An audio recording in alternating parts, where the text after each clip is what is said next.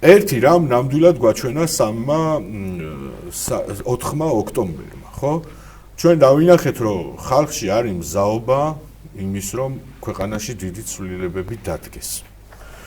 და ამისი თქმის საფუძველს მაძლევს ერთის მხრივ ის ადამიანები, რომლებიც ქუჩაში ვიდექით. მეორეს მხრივ ის ადამიანები, რომლებიც ქუჩაში არ ვიდექით, მაგრამ არ მივიდნენ არჩევნებზე და მესამეს მხრივ ის ადამიანები, ვინც მივიდნენ არჩევნებზე და ოპოზიციას დაუჭირეს მხარი და ეს ხალხი ყველა ერთად აღებული მილიონ ადამიანზე მეტია. ამისი დათვლა შესაძლებელია.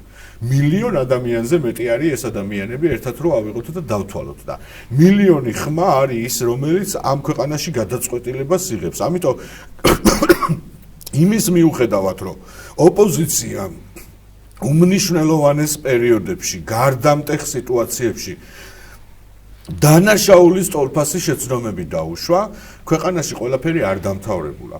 საბედნიეროდ პროტესტი ისევ გრძელდება, საბედნიეროდ ხედავთ, რომ 4 რიცხვის შემდეგ ყველა საღამოს ისევ იკეტება რუსთაველი, ისევ გამოდის ძალიან ბევრი ხალხი, 10,000-ობით ადამიანი და ისევ ხედავთ იმას, რომ ქართული საზოგადოება დამარცხების სინდრომს არ შეგუებია.